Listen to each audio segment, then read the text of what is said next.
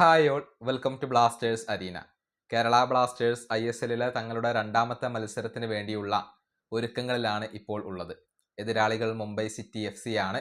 വരുന്ന ഞായറാഴ്ച രാത്രി ഇന്ത്യൻ സമയം 7:30 ഈ മത്സരം നടക്കുക. കൊച്ചിയിലെ കലൂർ സ്റ്റേഡിയത്തിൽ വെച്ചുകൊണ്ടാണ് ഈ മത്സരം നടക്കുക. ഈ സീസണിലെ കേരള ബ്ലാസ്റ്റേഴ്സിന്റെ ആദ്യത്തെ ഹോം മത്സരം കൂടിയാണ് ഇത്. ഏതായാലും ആദ്യ മത്സരത്തിൽ ബ്ലാസ്റ്റേഴ്സ് പരാജയപ്പെട്ടു. കഴിഞ്ഞ മോഹൻ ബഗാനെതിരെയുള്ള മത്സരത്തിന്റെ സ്റ്റാർട്ടിംഗ് 11-ൽ ഡേവിഡ് കാറ്റല കേവലം 2 വിദേശ താരങ്ങളെ മാത്രമേ ഉൾപ്പെടുത്തിയിരുന്നുള്ളൂ. ഏതായാലും മുംബൈ സിറ്റിക്കെതിരെയുള്ള മത്സരത്തിൽ 4 വിദേശ താരങ്ങളും സ്റ്റാർട്ട് ചെയ്യും എന്നാണ് പ്രതീക്ഷിക്കപ്പെടുന്നത്. ബ്ലാസ്റ്റേഴ്സിന്റെ ഒരു പോസിബിൾ ലൈനപ്പ് എങ്ങനെയാകും അത് നമുക്കൊന്ന് പരിശോധിക്കാം. അതുമായി ബന്ധപ്പെട്ട 2 സാധ്യതാ 11കൾ നമുക്ക് ലഭിച്ചിട്ടുണ്ട്, അത് പരിശോധിക്കാം. ഗോൾ കീപ്പർ ആയിക്കൊണ്ട് സച്ചിൻ സുരേഷ് തന്നെ ആയിരിക്കും. ഇനി പ്രതിരോധ നിരയുടെ കാര്യത്തിലേക്ക് വരുമ്പോൾ സെന്റർ ബാക്ക് ആയിക്കൊണ്ട് ഒമർ ബാ, അതുപോലെ തന്നെ ഇന്ത്യൻ താരമായ വികാസ് യുംനം എന്നിവർ ഉണ്ടാകും. വിംഗ് ബാക്കുമാരായിക്കൊണ്ട് ഐബൻ ബാ ഡോഹ്ലിംഗ്, അതുപോലെ തന്നെ നവോച്ച സിംഗ് എന്നിവരെയാണ് നമ്മൾ പ്രതീക്ഷിക്കുന്നത്. ഇനി മധ്യനിരയിൽ ഡിഫൻസീവ് മിഡ്ഫീൽഡർമാരായിക്കൊണ്ട് മലയാളി താരമായ വിപിൻ മോഹനൻ ഉണ്ടാകും. കൂടാതെ പുതിയ താരമായ റൗളിൻ ബോർജസിനെ കൂടി നമ്മൾ പ്രതീക്ഷിക്കുന്നു.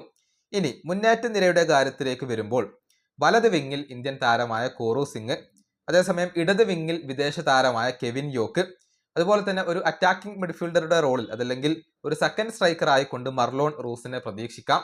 സെന്റർ ഫോർവേഡ് ആയിക്കൊണ്ട് വിക്ടർ ബെർത്തോമു. ഇങ്ങനെയാണ് ഒരു 11 വരുന്നത്. അതായത് ഇതൊരു സാധ്യത 11 മാത്രമാണ്. ഇനി മറ്റൊരു 11 കൂടി ഇവിടെയുണ്ട്. അതായത് മത്യാസ് ഹെർണാണ്ടസിനെയും അജസലിനെയും ഉൾപ്പെടുത്തിക്കൊണ്ടുള്ള ഒരു 11 കൂടി നമുക്ക് ലഭിച്ചിട്ടുണ്ട്, അത് പരിശോധിക്കാം. ഗോൾ കീപ്പർ ആയിക്കൊണ്ട് സച്ചിൻ സുരേഷ് തന്നെ, അതുപോലെ തന്നെ സെന്റർ ബാക്കുമാരായിക്കൊണ്ട് വികാഷും ഒമർബായും, വിംഗ് ബാക്കുമാരായിക്കൊണ്ട് ഐബനും നവോച്ചയും, അതുപോലെ തന്നെ മധ്യനിരയുടെ കാര്യത്തിലേക്ക് വരുമ്പോൾ ഡിഫൻസീവ് മിഡ്ഫീൽഡർമാരായിക്കൊണ്ട് വിപിനും, അതുപോലെ തന്നെ മത്യാസ് ഹെർണാണ്ടസും ഉണ്ടാകും. മുന്നേറ്റ നിരയുടെ കാര്യത്തിലേക്ക് വരുമ്പോൾ വലത് വിങ്ങിൽ കോറു സിംഗ്, ഇടത് വിങ്ങിൽ കെവിൻ യോക്ക്, അതുപോലെ തന്നെ ഒരു സെക്കൻഡ് സ്ട്രൈക്കർ ആയിക്കൊണ്ട് അജ്സലിനെ നമുക്ക് പ്രതീക്ഷിക്കാം. അതുപോലെ തന്നെ സെന്റർ ഫോർവേഡ് ആയിക്കൊണ്ട് വിക്ടർ ബെർത്തോമു. ഇങ്ങനെയാണ് മറ്റൊരു 11 വരുന്നത്. ഏതായാലും ഇതൊക്കെ കേവലം സാധ്യത 11കൾ മാത്രമാണ്. ഡേവിഡ് കാറ്റല എങ്ങനെ ഇറക്കും എന്നുള്ളത് നമുക്കൊരിക്കലും പറയാൻ കഴിയില്ല. കാരണം കഴിഞ്ഞ മത്സരത്തിൽ 4 വിദേശ താരങ്ങളും സ്റ്റാർട്ട് ചെയ്യും എന്നായിരുന്നു നമ്മൾ പ്രതീക്ഷിച്ചിരുന്നത്. എന്നാൽ അടിമുടി മാറ്റങ്ങളോട് കൂടിയുള്ള ഒരു 11 ആയിരുന്നു കഴിഞ്ഞ മത്സരത്തിൽ കാറ്റല പ്രയോഗിച്ചത്.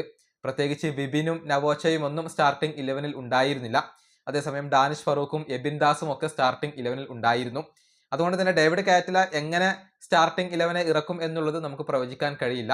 പക്ഷെ നിങ്ങൾ ആഗ്രഹിക്കുന്ന ഒരു ലൈനപ്പ് എങ്ങനെയാണ് അത് നിങ്ങൾക്ക് കമന്റ് ബോക്സിൽ പങ്കുവെക്കാം. ഈ വീഡിയോ അവസാനിപ്പിക്കുന്നു. അടുത്തൊരു വീണ്ടും കാണാം.